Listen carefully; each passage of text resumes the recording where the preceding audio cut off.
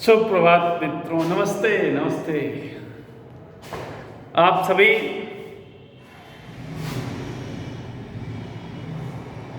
लोगों को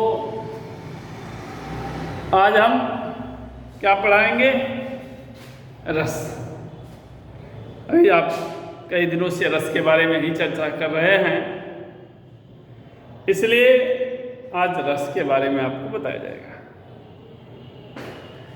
तो आज रसों के जो विभाजन हुए हैं, उन विभाजनों के आधार पर आज हमारा वीर रस के पढ़ने का समय है। इसलिए बड़े कंसंट्रेट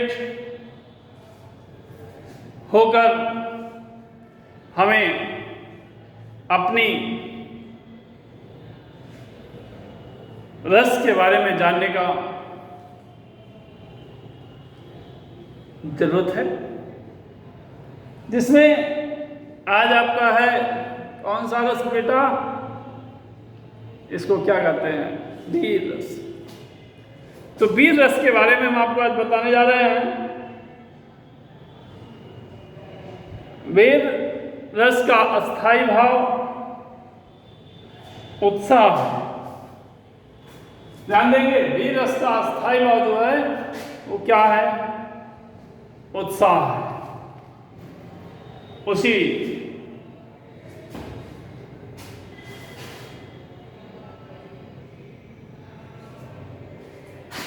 वीर रस के माध्यम से हम जो उसका अस्थाई भाव दिया हुआ है, व्यवस्था नामक अस्थाई भाव विभाव, अनुभव तथा संचारी भावों के संयोग से रस की निष्पत्ति होती है। ऐसे सीधे भाषा में। लेकिन जब आप पारिभाषिक रूप में उसे व्यक्त करना चाहेंगे तो उसकी परिभाषा इस प्रकार से दी है कि उत्साह अस्थाई भाव, उत्साह अस्थाई भाव जब विभावों, अनुभवों और संचारी भावों से पुष्ट होकर, संचारी भावों से पुष्ट होकर आस्वाद के योग्य हो जाते हैं। आस्वाद के योग्य हो जाते हैं, होता है, तो हम उसे क्या कहते हैं बेटा? रस। कौन सा रस? वीर रस। उत्साह के 4 क्षेत्र होते हैं, उसके 4 अवयव होते हैं। उत्साह के 4 क्षेत्र होते हैं, यानी 4 अवयव होते हैं। वो 4 अवयव कौन कौन होते हैं? ध्यान देंगे कि वह 4 अवयव युद्धवीर। कौन सा अवयव? युद्धवीर, दानवीर, धर्मवीर तथा दयावीर। ये 4 अवयव होते हैं, उसके 4 क्षेत्र पर। उन चारों क्षेत्रों के बारे में जानेंगे, फिर उसके बाद उसके आगे चर्चा करेंगे। तो सबसे पहले जाने कि युद्धवीर क्या होता है। युद्धवीर का मतलब युद्धभूमि में शत्रु के नाश का जब हमारे मन में प्रतिशोध की भावना उठती है, या हमारे मन में बिना प्रतिशोध को उसके ऊपर विजय पाने का उत्साह होता है, तो उस शत्रु के नाश का जो हमारे मन में जो शत्रु के विनाश का या शत्रु के नाश का उत्साह का संचरण हो रहा है, वही उत्साह नामक अस्थाई भाव है, जिसे हम युद्धवीर कहते हैं। जो रणभूमि में बड़े ही वीरता के साथ युद्ध करने वाला होता है, उसे हम युद्धवीर की संज्ञा देते हैं। दूसरा दानवीर है। दानवीर यानी जो देने में क्या हो? दानी में दो दान करने वाला हो। दीन की दैवीय स्थिति जो आपसे मांग रहा है, आपसे पूछ रहा है, आपसे लेने का प्रयास कर रहा है, तो उस दीन के, उस दीन के दयनीय स्थिति जो है, दीन की दयनीय स्थिति अथवा उसके कष्ट निवारण का उत्साह, उसे हम दानवीर कहते हैं। किसी की स्थिति को देख करके जब दयनीय स्थिति होती है तो आप भयभीत होते हैं। उस भयभीत स्थिति को देखकर आपके मन में आता है कि मैं उसे कुछ दे दूं, मेरे अंदर देने का जो भाव उत्पन्न होता है उसे हम उत्साह कहते हैं।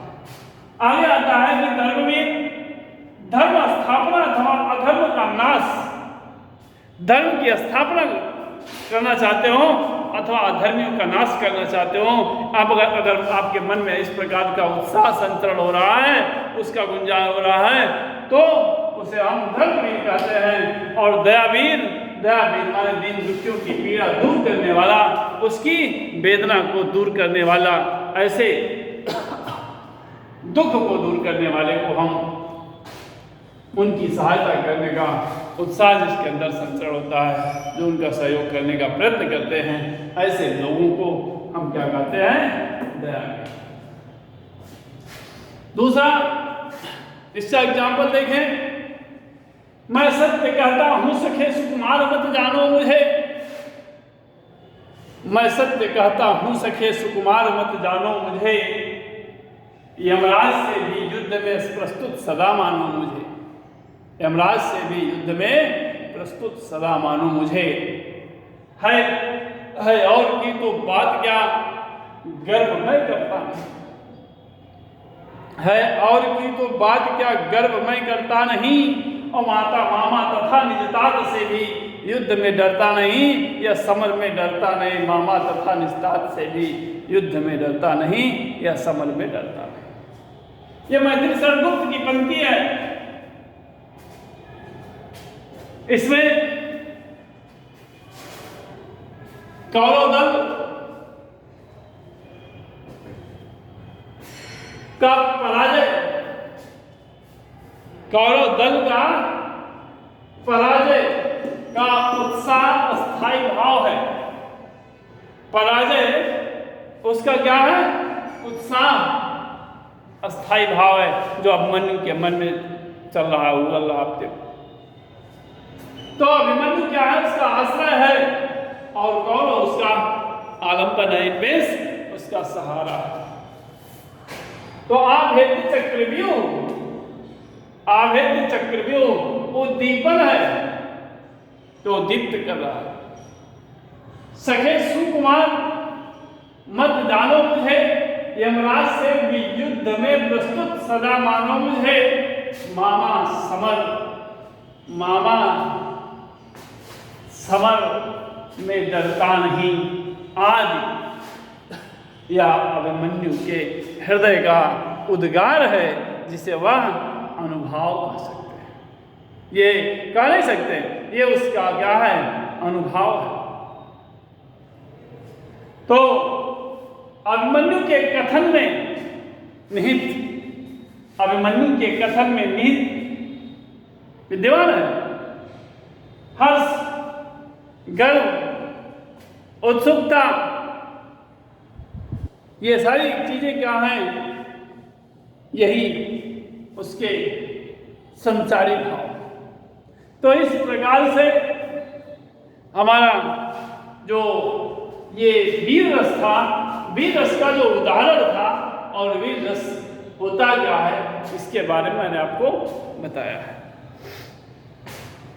कि वीर रस उत्साह स्थायी भाव, जब विभाव, अनुभव और संचारी भाव के संयोग से पुष्ट होकर आस्वाद के योग्य होता है, तो उसे हम वीर रस कहते हैं। उत्साह के 4 क्षेत्र पाए गए हैं युद्ध धर्म में। युद्ध, धर्म, दया, दान, यानी 4 क्षेत्र। इस प्रकार से जब इन क्षेत्रों में उत्साह और रस की कोटि तक पहुंचता है, तब भी हम उसे क्या कहते हैं? वीर रस कहते हैं। तो वीर के बारे में आपको बता दिया कि ये 4 प्रकार के आपके वीर हैं। युद्धवीर, दानवीर, धर्मवीर, दया, ये 3 हैं, इसके बारे में आपको बताया गया, समझाया गया है। इसके बाद फिर हम अगले वीडियो में, अगले डेट में जब आएंगे, तो फिर हम आपको वीर रस के बजाय अब हम करुण रस की चर्चा करेंगे। तो इसी के साथ हम अपनी वाणी को विराम देंगे। Thank you so much.